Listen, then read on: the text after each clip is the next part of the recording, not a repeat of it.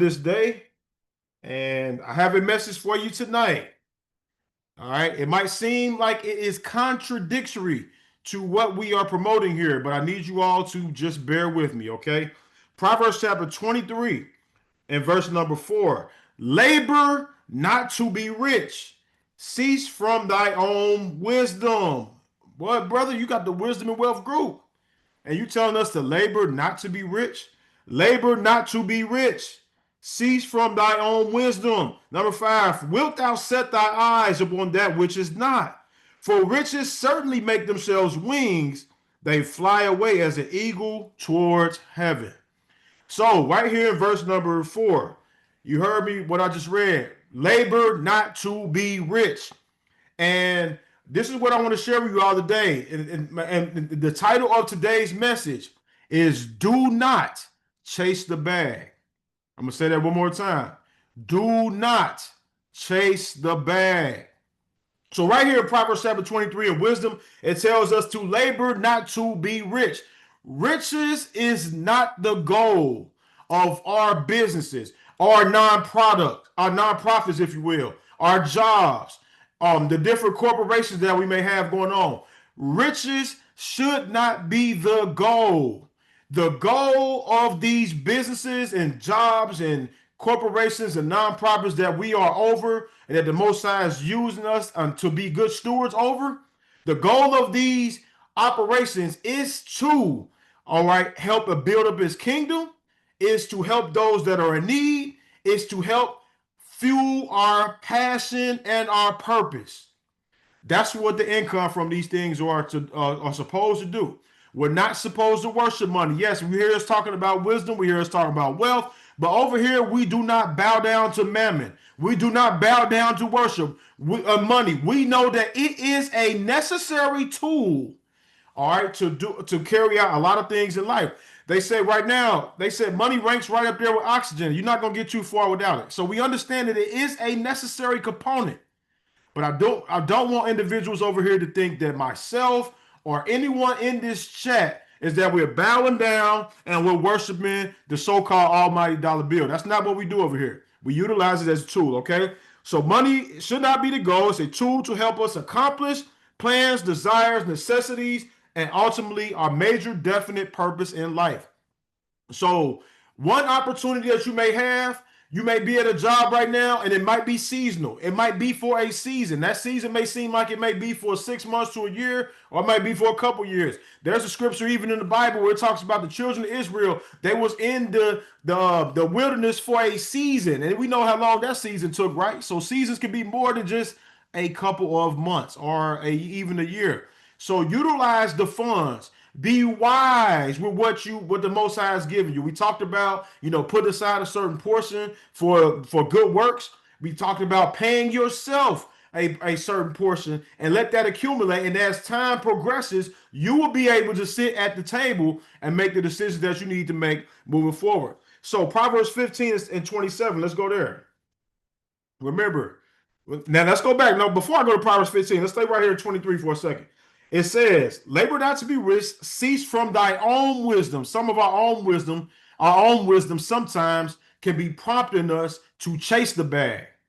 Our own wisdom. Wisdom, Mishlei, Proverbs say, cease from thy own wisdom. Whatever that wisdom is that's telling you to strive to get rich, cease from that wisdom right there. And listen to this right here. Wilt thou set thy eyes upon that which is not? For riches make themselves wings, they fly away as an eagle towards heaven. Listen, the things that you chase in life, they have a tendency to run or fly away from you. Think about, for the men online, think about the woman that you chase. She was turned off by you a nice amount of times. All right, then you might, some people may say, I got lucky, I came up on one, right? But when the woman sees that you are thirsty, when the woman sees that you are calling her every single time that you get a chance, 10 minutes, 15 minutes, what you doing? The same thing I was just doing 10 minutes ago. She begins to get turned off. And the same thing that happens on a spiritual level when you are out here chasing riches and chasing money, it will eventually fly away from you. You will start doing things to show how thirsty you are. You will start exemplifying characteristics that will attract, that will make people want to turn away from you. And in return, their money will turn away from you. Because what you have right now, the things that you are desiring right now, the income that you are looking for and desire is in someone else's pocket. So when you don't exemplify the right characteristics or the right, honor or trust or integrity, it dispels and turns the money away from you. So Proverbs chapter 15 and 27, riches will run away from you if you are not in the right spirit. Of Proverbs 15 and verse 27, he that is greedy of gain trouble his own house, but he that hateth gifts shall live. He that is greedy. Now, this greedy right here is subjective. It's a subjective term because me going out and doing what I need to do within my 8 to 10 or 12-hour workday, because it does tells us in the wisdom, it tells us that whatsoever thy hand findeth to do, do it with thy might. So it's telling us, I'm getting some messages here. I'm getting some. It tells us whatsoever your hands find to do, do it with your might. So within the allotted time that we are scheduled to be working, it is up for you. It is up to you to be giving it your all. It is for you to be giving it your best during the allotted time. But after that, we're going to talk about that after that, because some people, they volunteer their services. They volunteer to work extra hours, knowing that they should be home teaching their family. They volunteer extra hours, knowing that they should be getting themselves ready to attend a worship service or attend a gathering. For some of us, it may be that Sabbath day. Some individuals, because they are greedy of gain, because they're chasing that bag so hard, they will voluntarily work on the Sabbath day. And this is not just hearsay. This is not guesswork. I know individual. This was an elder, a man that was supposed to be well off, have property, land, all this stuff, right? But he kept volunteering to work on the Sabbath day, and that's when I lost respect for him. I lost respect for him, because whether you're a person that goes on the fellowship on a Sabbath day or you fellowship on a Sunday on here on this line, okay, if you are a person that says you're supposed to honor the Sabbath but you do not honor the Sabbath, I don't have no respect for you, because he was too busy chasing the bag. And so we have to make sure that we don't have that mindset to where we're willing to just black out altogether on our family, on our virtues, our morals, everything else, just to be chasing this bag. Let's continue. So it said, he that is greedy of gain, he troubles his house. How can this person that's greedy of gain trouble their own house? Well, it says, well, number one, if a person loves the money, because it's in 1 Timothy chapter 6 and verse 10, it said, for the love of money is the root of all evil. All right. And that all evil it means all types of evil, not all evil. Not every single solitary sin is started just by money. No.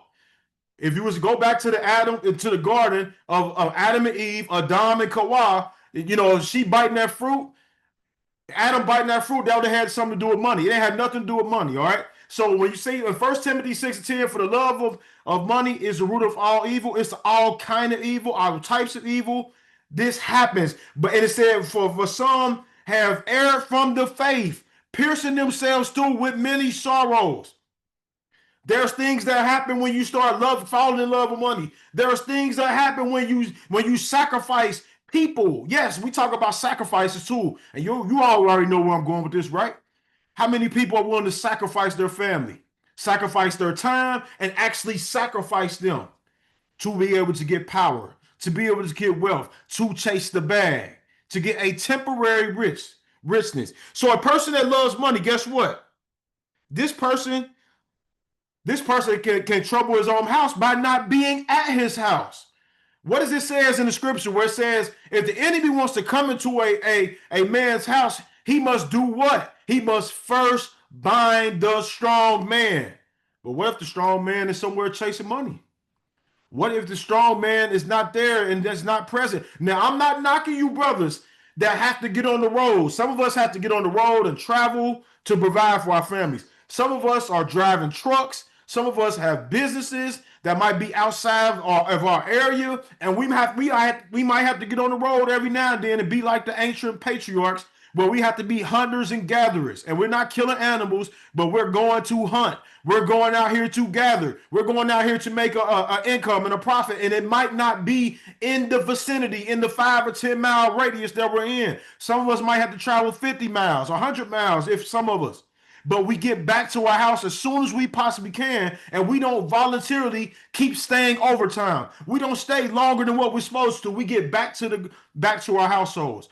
I've been around men that have left their families for weeks at a time, for months at a time, and these people are chasing the bag. And when I've interviewed these individuals and I've asked them, what are the keys to your success? And they would talk about, having this grit and having this determination, this resiliency and hard work and all these things. And you got to be willing to do whatever and sacrifice. And I say, that's not the type of wealth I'm looking for.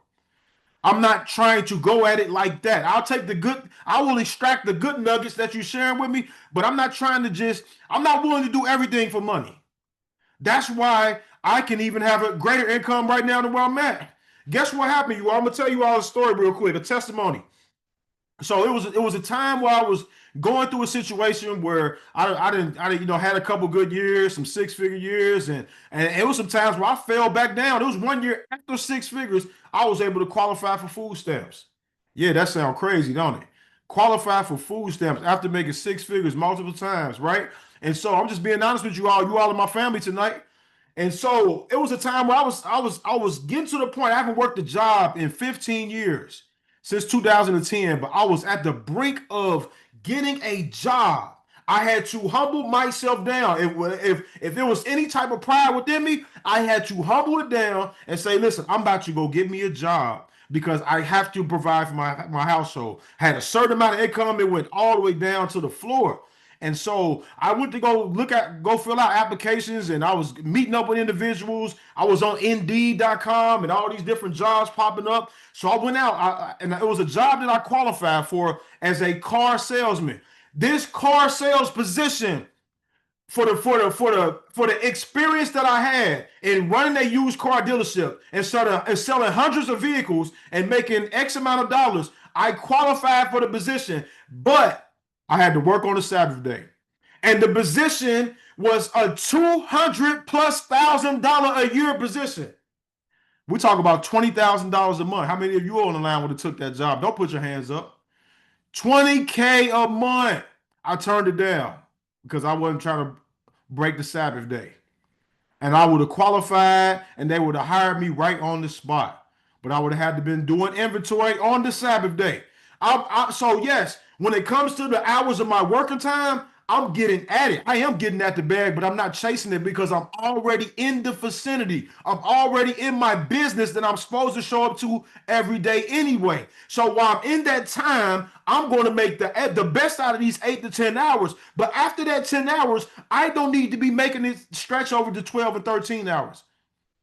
I need to be in my scriptures. I need to be spending time with my family. I need to be doing personal development. I need to be practicing my speaking skills and working on a different language. I need to be doing other things. I need to be in there in the exercising, working out, getting my physical fitness right.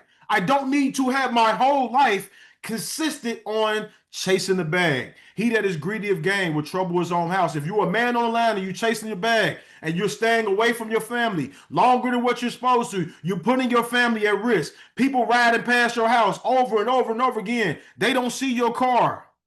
And they wonder, okay, well, I guess the strong man is not here. Number 2, we talk about that. A person's presence may not be a house a thief can come to. Number 3, greed can cause a person to lose their house. How can greed cause a person to lose their house? Let's go to Proverbs chapter 11 to 29 real quick. Actually, you think that greed will contribute to you making more income, but greed can actually contribute to you losing your income. Proverbs chapter 11 and verse number 29. He that troubleth his own house shall inherit the wind, and the fool shall be servant to the wise of heart. It said that he that troubles his house shall inherit the wind. The man, the leader, not being in his house, he is troubling the house. And now the children are growing up without their father. The children are growing up without their mother. Yes, I grew up in a household where my mother was working 2 or 3 jobs, and guess what? I did whatsoever I wanted to do. There was no parental guidance. My father was not nowhere around me. So guess what? Who was there to give me guidance? This is what happens when you're chasing the bag. You leave your children to iPads and cell phones and cartoons. This is what happens when you're chasing the so-called almighty dollars. Yes, oh brother, but don't you got a group called the Wisdom and Wealth? Yes, I do. And we emphasize on wisdom, which is one topic that covers 1,000 different topics, and we emphasize on health and wealth because health is your greatest wealth outside of the spirit of the Most High. But don't chase the bag. Do what you need to do. Work hard in the hours and the times that you have. Put the cell phone down. Put social media down and grind. Grind hard doing your 8 to 10 hours that you're working. Because some people say that the 9 to 5, it pays your bills. The 5 to 9 builds your fortune. All right, but that greed, it's going to be between you and the Most High because that's something, like I said, it's a subjective thing for you. You're going to have to sit back and monitor your life and evaluate where you at right now and wonder, am I being too greedy right now? Am I chasing the bag? Let's continue. Ecclesiasticus chapter 31. Y'all know I was going to get down here to this book right here. I know eventually I was going to make my way over here. Let's go to Ecclesiasticus chapter 31. We're going to my favorite book of all books ever written by mankind. Ecclesiasticus chapter 31, better known as the book of Sirach. Ecclesiastes chapter 31 and verse number 8. Blessed or Baruch is the rich that is found without blemish and have not gone after gold. It said, blessed is the man that has not went after gold. That was not his main focus. Yes, Abraham was wealthy. Job was wealthy. There was Solomon. But I do not see it in the scriptures where it said that this was their main purpose. This was their main objective, was to strive purely for riches. These things, if you're a person that believe in the book of Jasher or the book of Yashar, you see that Abraham, he received his riches by standing up for the Most High. And Nimrod threw him in the fiery furnace. And he got riches from Nimrod. He got riches from the first Abimelech. And he got riches from the second Abimelech. All these things without him trying to strive after it. I did a video about the unconventional way of retaining wealth on my YouTube page. All these different ways why you can become wealthy without you having to strive to get it. Let's continue though. So we talked about Ecclesiastes 31 and 8. Blessed is the rich, or Baruch is the rich, that is found without blemish and have not gone after gold. Who is he? And we will call him blessed, or Baruch. For wonderful things have he done amongst his people. So this is the question came down. It said, who is this person? Who is this person that have been blessed, that have not went after gold? What does it say in verse number 6? Gold has been the ruin of many, and their destruction was present. Gold has been the destruction of many. Those that have worshipped it, those that have made it a god, an Elohim, if you will. It is a stumbling block unto them that sacrifice unto it, and every fool shall be taken therewith. So it says, everyone that sacrifices unto money, it said they are a fool. They are foolish. Now let's go to the top of that scripture. The top. The verse number 1. Watching for riches consumeth the flesh, and the care thereof driveth away sleep. So I'm going to come back to this as I get to my other part. Now let's go to Ecclesiasticus chapter 10. Y'all say a prayer for a brother. I don't know, something went down the wrong pipe. All right, right there in the middle of the message. Ecclesiasticus chapter 10 and verse number, what am I looking for? In verse number 9. Why is earth and ashes proud? There is nothing more wicked than a covetous man, for such a one setteth his own soul to sale, because while he liveth, he casteth away his bowels. Listen here, the scripture says there is nothing more wicked than a covetous man. So are we going to be coveting riches, fame, wealth?